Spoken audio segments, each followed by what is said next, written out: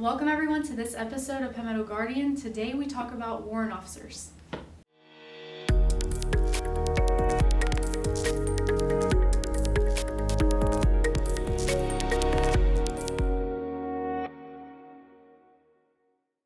Welcome everyone, I'm Sergeant Chelsea Baker. And I'm Specialist David Erskine. And, well, let me just say, I'm pretty good at this thing. Obviously not, because you had a very long pause. And if you're on the radio, that would be considered dead air, and nobody likes dead air. I'm pretty sure I was breathing heavily enough to people know that. That was longer I'm than sure a breath I'm sure my mouth breathing let people know that we weren't off the air.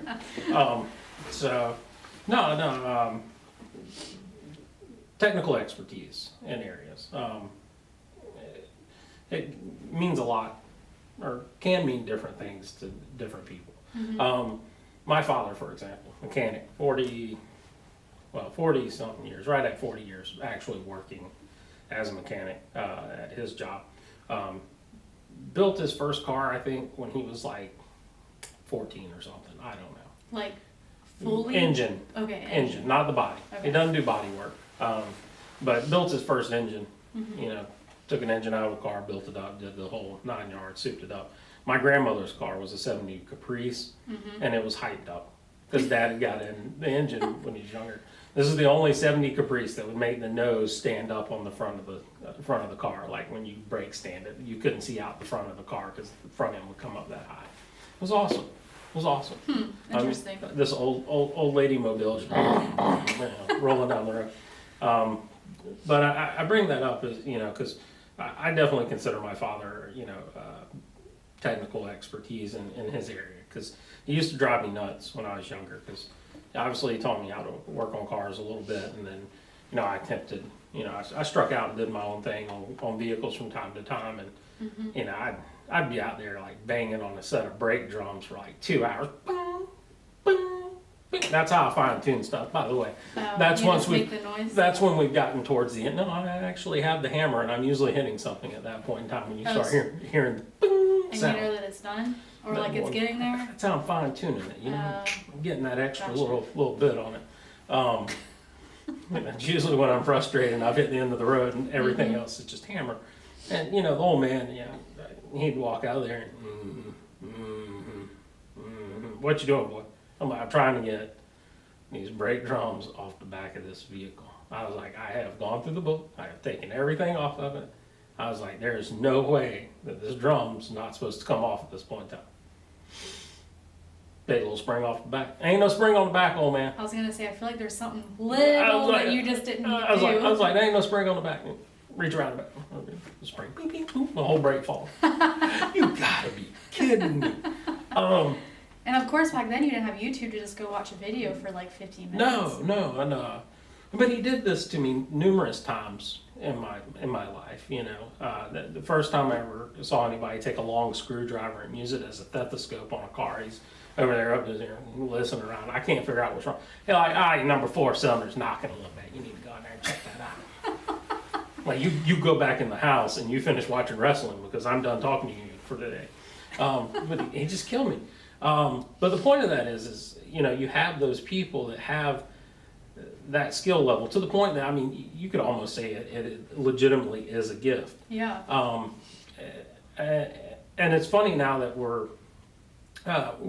older or whatnot, me and my dad's kind of swapped spots a little bit because he's retired now and he likes doing photography as a hobby. And so he'll call. So you go to him, and when he's like. So he calls me and like, hey boy, I was out here messing with this camera, and I was trying to get the shutter speed. I'm like, I got it, old man. Listen, this is what you need to do, And I have to make trips up to his house to get his computer right and things like that. So we switched a little bit, but even then, he's such an aggravating old man about this stuff because I got him internet at his house. The first time he's had internet ever. So it opened a whole new can of worms. So he's on YouTube and stuff now, and he's like, hey, I was watching this video on this, you can do this, this, and this. And I'm like, listen, I'm just trying to get work done. Like, I'm not trying to, find new and inventing ways. But that's his personality. But yeah, he really was a technical marvel in his field. I would put his knowledge up against most anybody. That might be, a little bit of pride in the old man, but that's the way it is. But that type of technical expertise and that specialty is really what our warrant officers are all about. In the Guard, in the military, wherever they exist. These are folks that are just, to a certain extent, they just seem magical.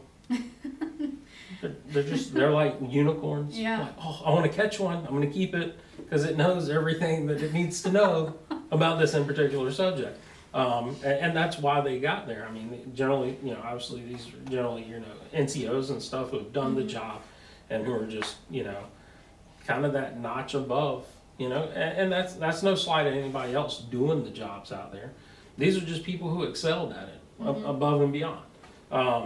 And so, yeah, I mean that's what it's about. It's about having that resource, because you don't want that resource to go away, and you want to have it where that's kind of the in between, the middle point. I mean, enlisted people are doing the job, whatever it is. Just like me, I mean, we're doing audio, video, whatever, radio, podcast, whatever. And, and then we have our officers above us who are managing our job and stuff. And that warrant officer kind of falls in that sweet spot where they're like, they know how to do the job. You know what I'm saying? Yeah. They know the nooks and crannies. Like, I could have sat out there another 2 hours on those brake pads and never figured out there was a spring on the back side of it that needed to pop loose. How many man hours would I have wasted, staring at a brake drum, fine tuning it?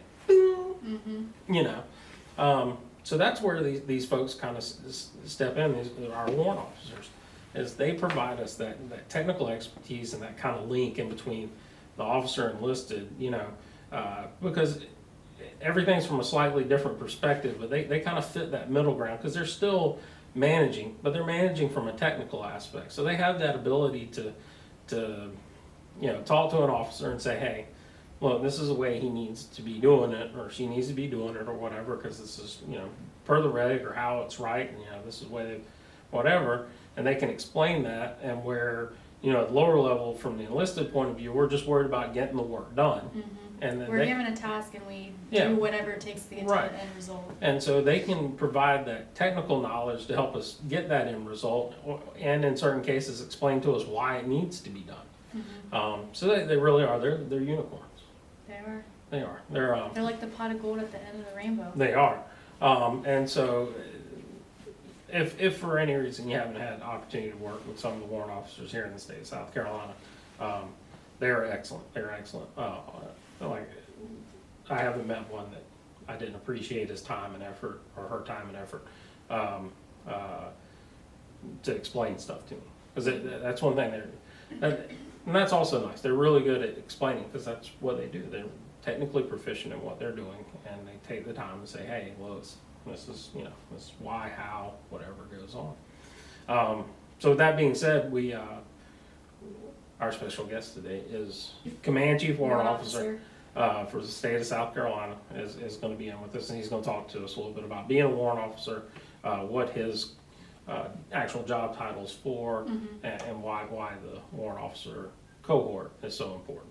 So today we have Command Chief Warrant Officer for the South Carolina National Guard, Chief Raymond Evans. So thank you, sir, for coming in and talking with us today. Thank you for having me. So could you tell us a little bit about yourself? Yeah, sure. I joined the Guard back in 1986 at the behest of my mother. She saw a bit of a wayward young man and needed some guidance, and I came home one day to a lieutenant colonel sitting in her office who promptly had me sign some paper, or got me in touch with people, and I signed some paperwork not knowing what I was doing. But so that was the start of a career I never expected to last as long as it has and be as fulfilling as it has, but it's been great. I was in the maintenance community, electronics maintenance, up until I made staff sergeant, and then in 1996 I converted over to be a warrant officer. Went to Fort Rucker for Warrant Officer Candidate School, and spent the majority of my time as a warrant officer in the Signal community in Spartanburg, Greenville, and the upstate, and have worked full-time here at the PFO and also in the Director of Logistics for a period of time for most of my technician career. Deployed to Iraq and Afghanistan. And then in July of 2019, I was selected by Major General McCarty to be the Command Chief Warrant Officer for the state. kind of a surreal and humbling experience to be selected for that kind of a position and the responsibility, but it's been a great opportunity, and I'm really enjoying it. Now, you mentioned, obviously started out enlisted.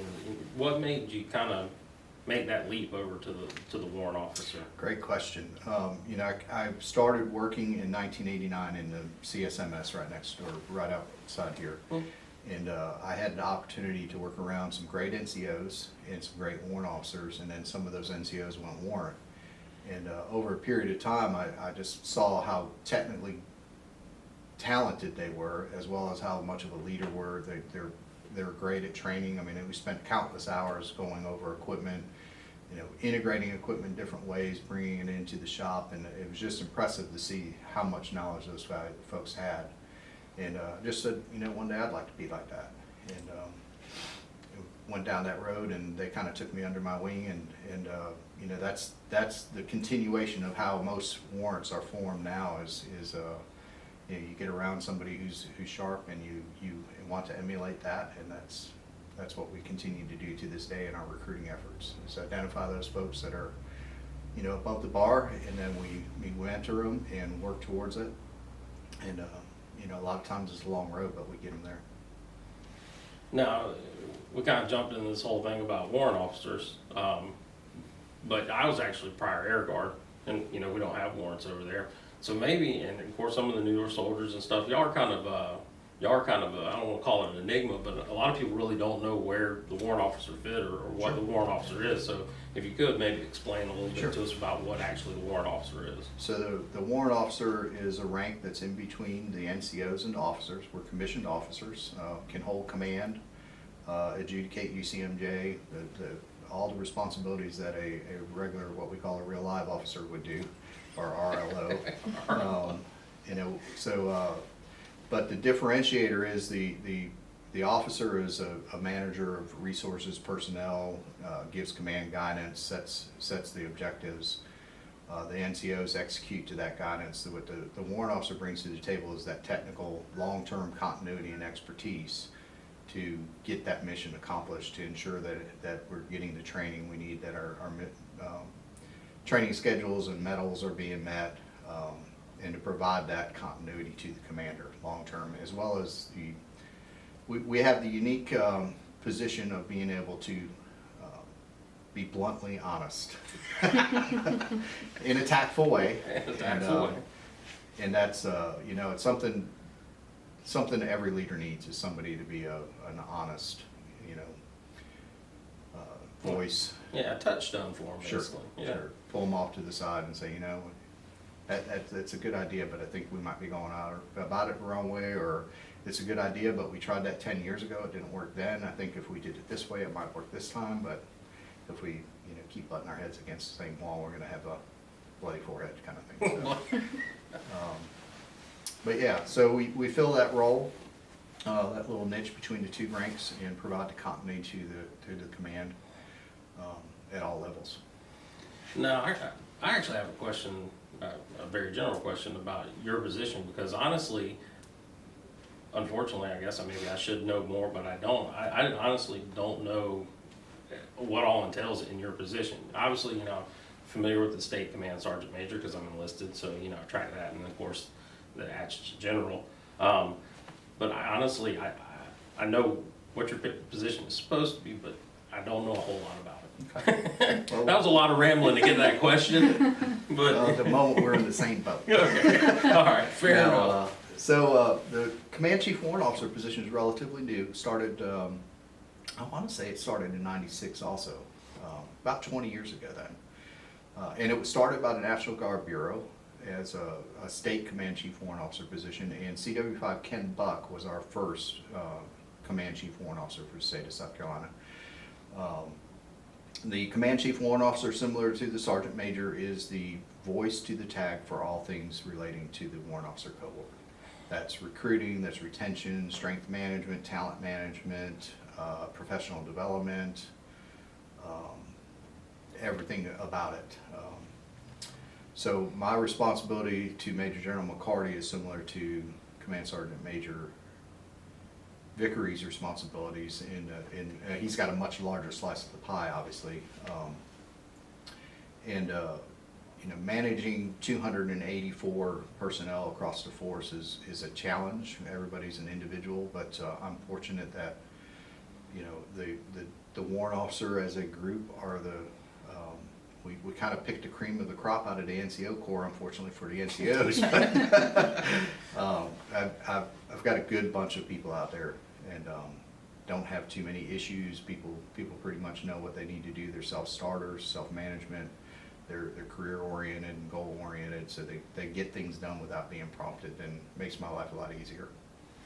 Now, you mentioned, I guess, 284 people, but you mentioned it across the force. So I guess warrant officers are fairly widespread, because you think with such a technical specialty they'd be kind of narrow career fields of where you would find these folks. Now, we spread across all the way from administrative warrants, handling personnel in the one section.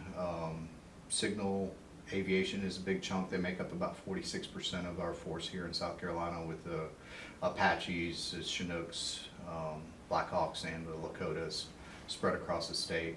We have air defense warrants, we have logisticians, property book, supply techs, you name them, they're out there. I'm sure I'm dissing somebody by forgetting some important ones, but food service warrants, make sure that the food that we're consuming is to standard, and cooks are trained to standard. They also run the, I think it's called the Connolly Award.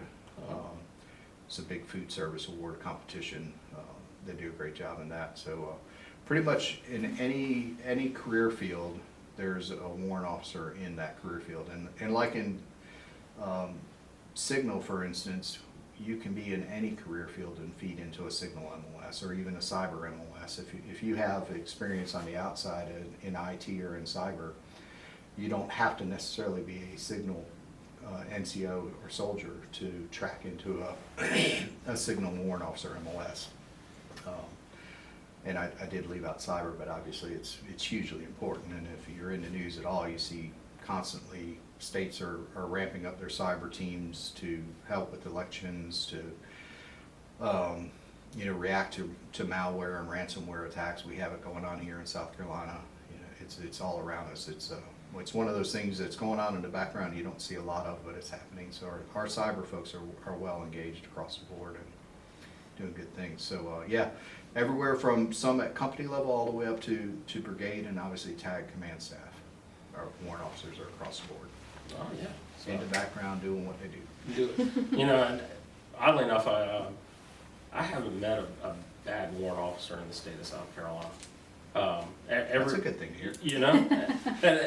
And it's true. I obviously know several and have worked with them and been engaged with them, and all of them have been excellent. Not just as subject matter experts, but they've all been very polite and very knowledgeable and easy to get along, willing to answer questions and stuff like that. And that's outstanding for enlisted personnel to be able to have that person to be able to reach to. So I've definitely learned, especially coming from Air Guard. Like I said, that's where I started my career at. I've learned to love warrant officers. They're my favorite thing. They were the best Christmas present I ever got from the military. Yes, sir. Now, for some of those folks out there that might be curious about the Warrant Officer Corps or aspiring, and we kind of touched on it a little bit when you're talking about cyber and signal and picking from the NCO Corps, but how or I guess what is the general process if somebody's listening to this and you know what, this sounds pretty good. I'm like, this is something I'd like to get in on. So each technical specialty has some specific requirements. There's a baseline that's pretty much common, a GT score of 110, able to hold a security clearance. Some of them have BTS, et cetera, et cetera. I don't want to go into the eaches of every one of them. One, because I don't know them all, and then two, they change sometimes. And three, it would take a while. But the best way to go about doing that, if an NCO or even an enlisted soldier sees that opportunity or wants us to take advantage of that opportunity in the future, is to get a warrant officer to mentor them. Line up to, or get aligned with a warrant officer in their unit, in their battalion, express their desire, and we as warrant officers all kind of take the same tack that we'll pull somebody up underneath our wing and work with them and coach them and mentor them. But once they get to the point of having the baseline requirements, which, 3 years NCOERs is the E5 is one of them, and that's usually one of the trickier ones for our younger folks to get to. And then maybe some MOS alignment. We've done things as far as looked at E2s and E3s, recognized potential, worked with those individuals to shift them into the right MOS field so that they could get promoted a little bit faster and accelerate that timeline. In the signal arena, we've taken people out of the 25 Bravo track, which has got a cap on it, not much promotion eligibility, and put them into another series, signal MOS, just to accelerate that timeline and get the folks moving forward. So once that's all established, and the NCO then puts together what we call a predetermination packet, which is pretty much our warrant officer strength manager, CW4 Kirby, or if it's aviation, CW3 Cox, which I think y'all had Mr. Cox on a couple weeks ago. Yes, sir. And they do the packet for the individual. The individual really just has to get some letters of recommendation and develop a resume for themselves, which is surprisingly difficult for some folks to do. Yeah, I was about to ask. I would say resumes aren't something that's super normal these days. I was like, y'all we for provide class, or all kinds of redacted examples, and it's a good program that the warrant officer strength managers have in process right now. They're really getting after us, our retention or recruiting problems, challenges, excuse me. So once the predetermination packet is completed, it goes to proponent. So a signal packet would go down to the Fort Gordon, or a cyber packet would go to Fort Gordon. Also nowadays, wherever the proponent is, and the proponent reviews it, they send us a letter back saying that the individual is technically qualified to pursue MOS X. And once that's done, we put them in front of a federal recognition board. Colonel Crompecher, the SHRAG for the state of South Carolina, sits as a Title 10 officer, sits as president of that board. I'm usually on that board, and we go through the packet, we review the packet, take questions and whatnot, and then we interview the candidate, make sure they're a right fit for the organization and for the cohort. So once they've completed that, they pin on WOCS, they get sworn in as a candidate, and they get pinned on their warrant officer candidate rank, and then they choose to go, well, they don't choose to go. We will either send them to Fort Rucker or to right here to the 218th RTI for the WOCS, the Warrant Officer Candidate School program. Once they complete with the Warrant Officer Candidate School, which if they go here to Fort Rucker, or excuse me, if they go to Fort Rucker, it's about a month-long course.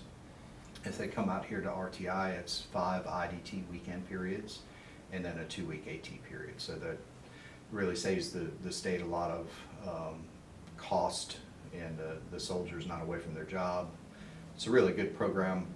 The folks that go through our RTI program always come out and say, the best thing about that RTI program is the tax care for us. We truly get counseling and mentorship from the tax. And then the 10, 12, however many people that are in the course are from South Carolina. They're going to be warrant officers in the South Carolina Guard. And I will have a relationship with that, professional relationship with that individual for the next 15 or 20 years. I can't tell you who graduated with me in 1996 from Fort Rucker, Alabama. yeah, And 10 years after that, I couldn't have told you really. So that camaraderie that they build, and that cohesive team that they build out there will help them as well as South Carolina in the long run. It's a great program out there. Yeah, I was fortunate enough to go out and actually cover one of the classes, the warrant officer classes, and went out, and it was awesome. I mean, you could tell how quickly those individuals came together, that class, and they just kind of melded, and they were feeding off each other, and it was really nice actually environment. I was surprised. If y'all are listening, that's the key to success. that's the hidden secret of the. We just had a class start Saturday, so I was out there with them Saturday morning. Gotcha. So we talked about warrant officers, talked about your job.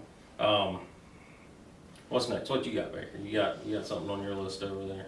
He's already hit everything on my list. He hit everything. Yeah, He was very efficient going through. it's not Well, good training. well, you know what? Let's turn it over to you. Let's let you take it where you want. You got something else you'd like to put out about the Warrant Officer Corps or Cohort, right? Cohort. Cohort, right. Yeah, it's Now, hard for me to. Didn't they change that, right? They did. Okay, let's talk about that for a second. Some of the history of the warrant officer, and I'm not the best at this, but in the mid-'80s, there were several studies that they did in trying to realign the warrant officer. Our definition across the time has changed.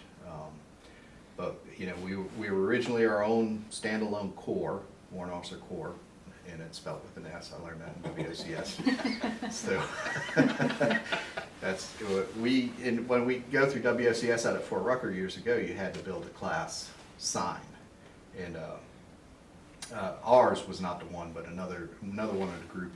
There were several platoons in the classes, and they just put CORP. It was not a good day for them. Anyways, so through history it's changed, and we became or were absorbed into the officer branch, officer cohort, excuse me. So now we are just the warrant officer cohort in the officer branch, and there were some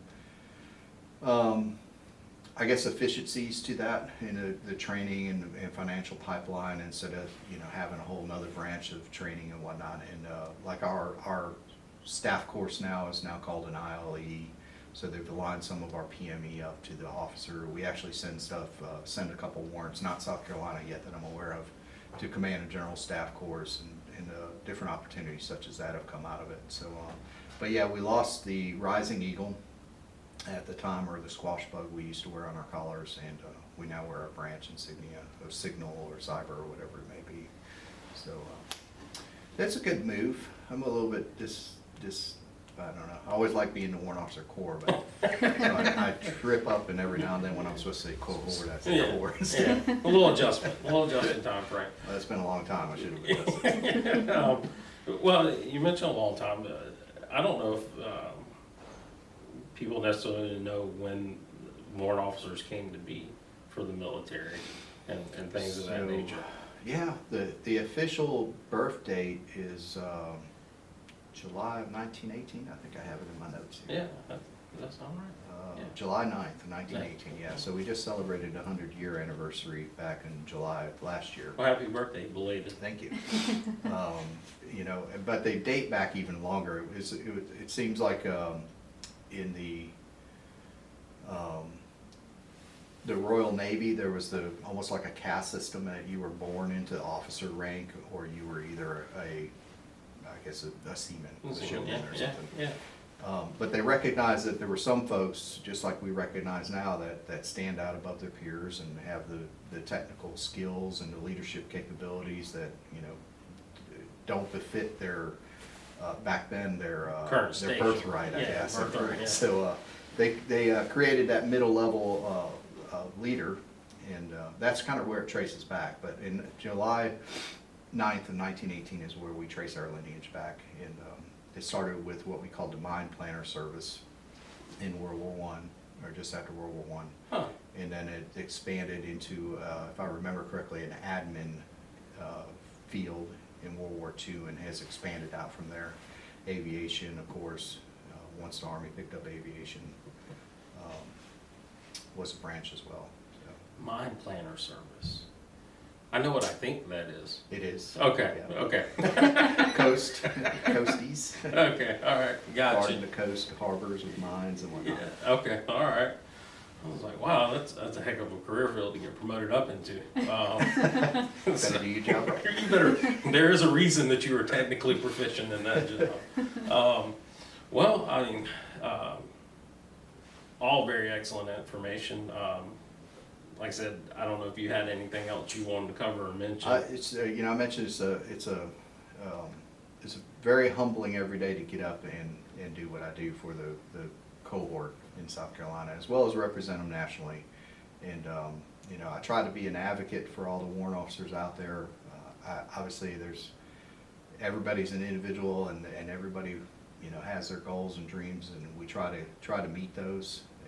that's what I work towards each day, and it's just a privilege and an honor to be that for the organization.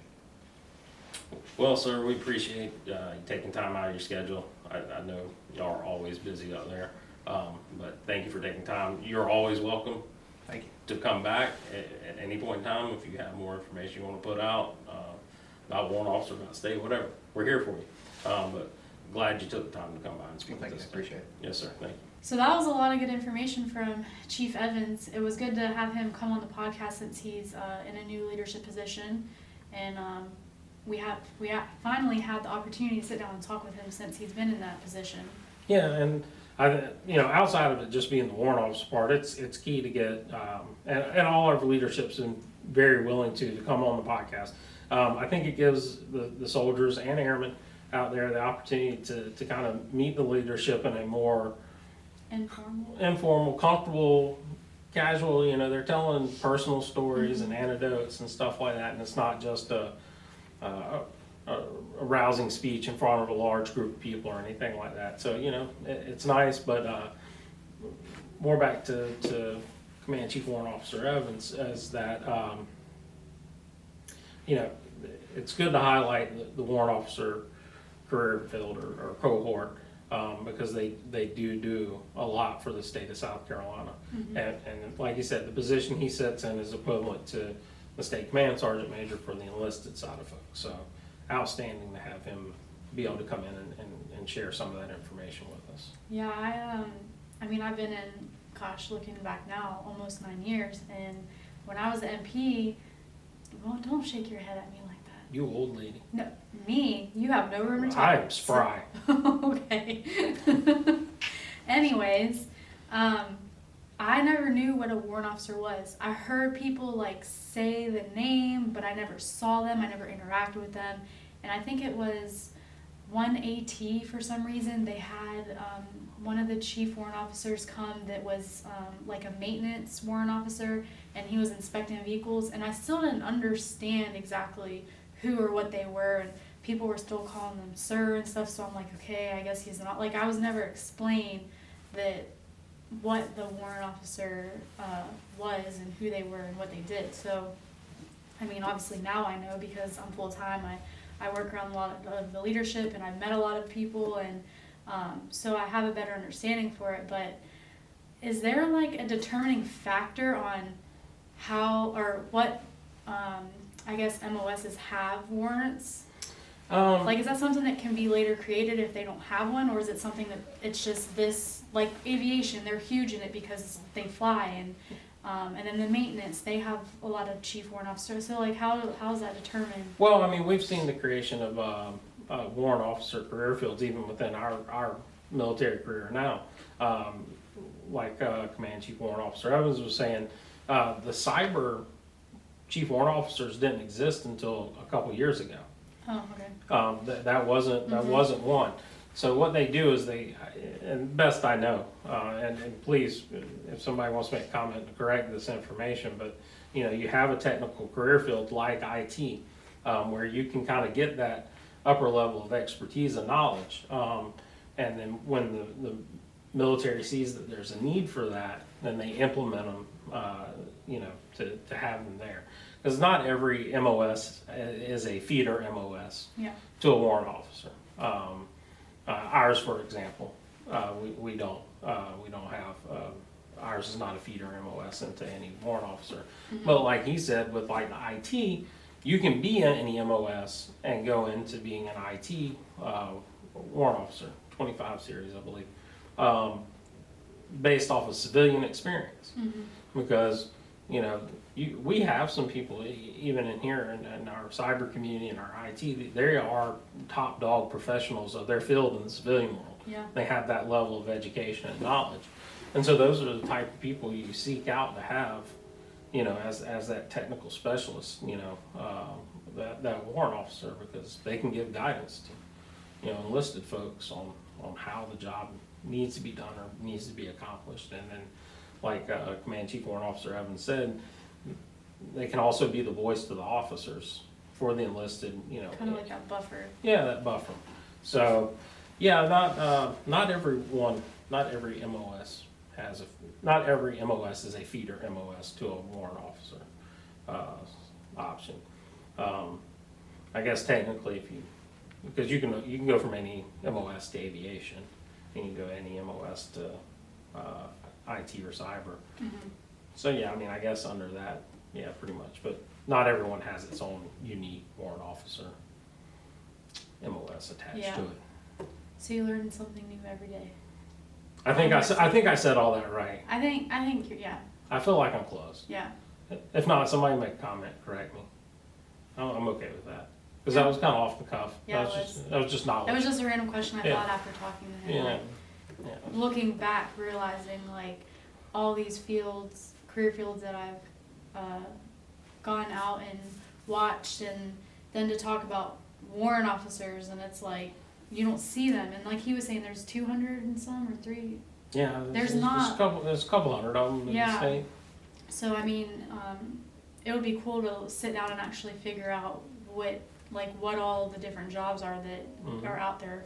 Well, you know, obviously it's very versed. I mean, like you said, you cook, pilot, mechanic, IT. I mean, these are the people, like I said, who are the technical side of things. They are kind of just a slight cut above the best, or cut above the rest, not the best. Because, you know, I came from the Air Guard, but Air Force doesn't have warrants. Yeah, and I think they did away with them a long time ago. I think that's kind of why I was confused, because when I was in RTC, I was Air Force, and like we had chief master sergeants and stuff. So then That was it. Yeah. Yeah.